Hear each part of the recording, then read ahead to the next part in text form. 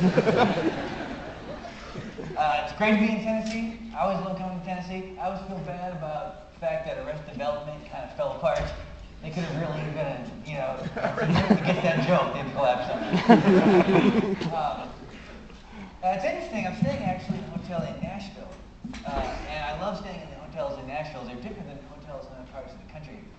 Normally you stay in a hotel, they provide you with some things that they think you might need. Like a robe, or like a wine opener or whatever. A lot of hotels in Nashville, in the closet, they provide you with a cowboy hat. Like a Stetson cowboy hat. I guess because they want you to make sure you feel comfortable, you can like blend in with the populace, It always makes me want to call down to the front desk and like, are horses available? You don't find that funny. Okay, well, I never know how, I was actually out in the hallway there, I was planning what I was going to talk, and I was talking about, and I was writing little notes on my iPhone, okay? Does anybody else here have an iPhone? Yeah. Do you like them? I hate it. I hate my iPhone, I don't know why I bought it, I guess I thought it was this kind of piece of the iPod was such a good device, I thought the iPhone must be great. I feel like the iPhone is kind of like, how a futon is a bad bed and a bad couch? I sort of feel like the iPhone is that version because it's got all these different things on it. All these, it's got, but it's like a bad camera. It's like a bad note-taking machine. It's like kind of bad for email. It's like a bad Wikipedia application. I took pictures with this, and there's no flash, right? But I took a few pictures, and I wanted to get the physical pictures printed out because I like physical items. I like to hold things in my hand. So you can do this through like iPhoto. You can email the photos in or whatever. And the way, if anyone's done this, has anybody gotten physical photos through like this service?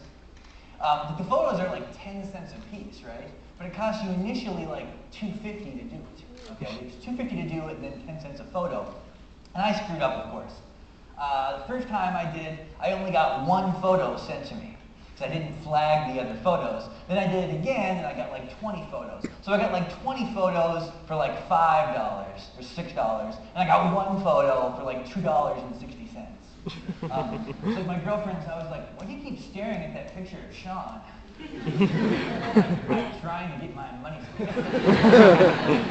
But anyways, I was out there on my phone trying to get like little notes of what I was going to say. I was running through things. And then, so I put it back in my pocket, and I put my hand on it, and I hit the wrong button, and it erased all of it. So I'm just kind of going to go and talk, but I guess I was making it up anyway, so it shouldn't be that much of a problem. I always feel when I start these things, I need to sort of describe who I am. Because I always know how this works, right? Okay, there's 400 people here.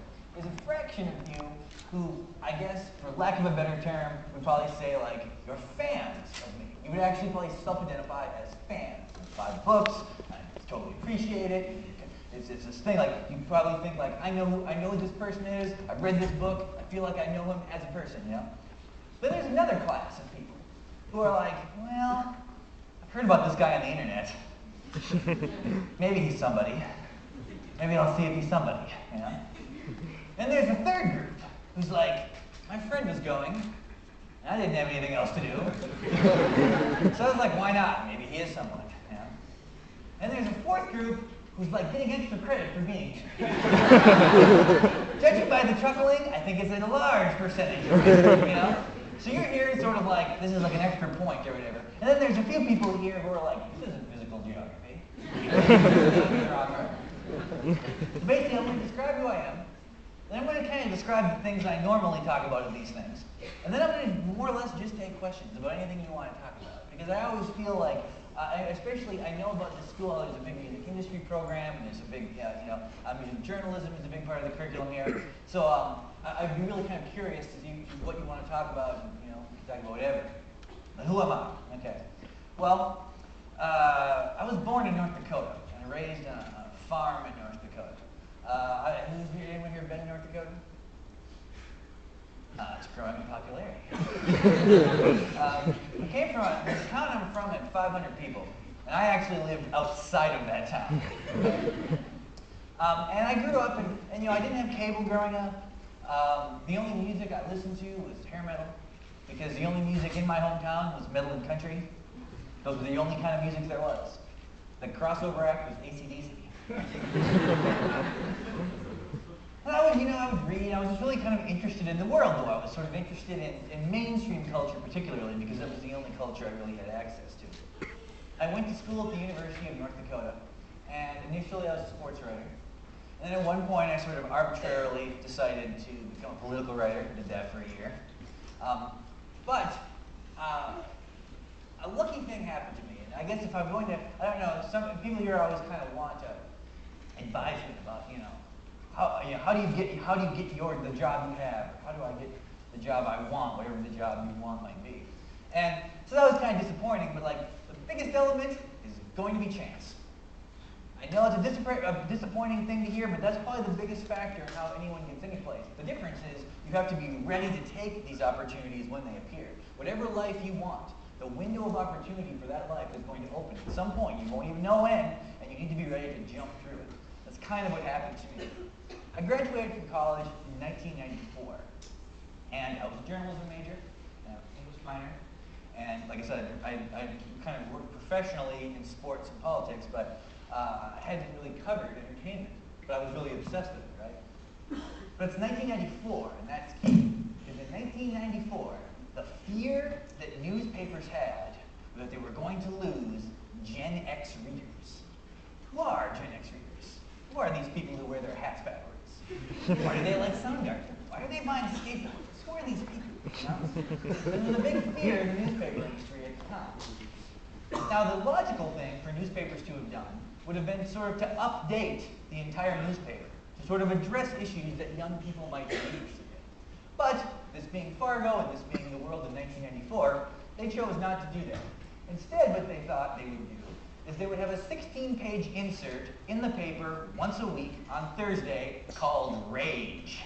And this Rage section would talk about film and music and television and things young people were interested in.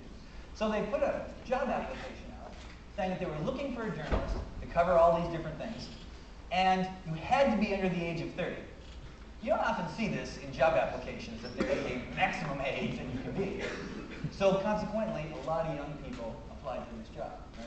And I ended up getting it. So the thing though I always stress to people though is like, there is an element of chance in that. If I had graduated in 1993, someone else would have got the job. I'd still been in college.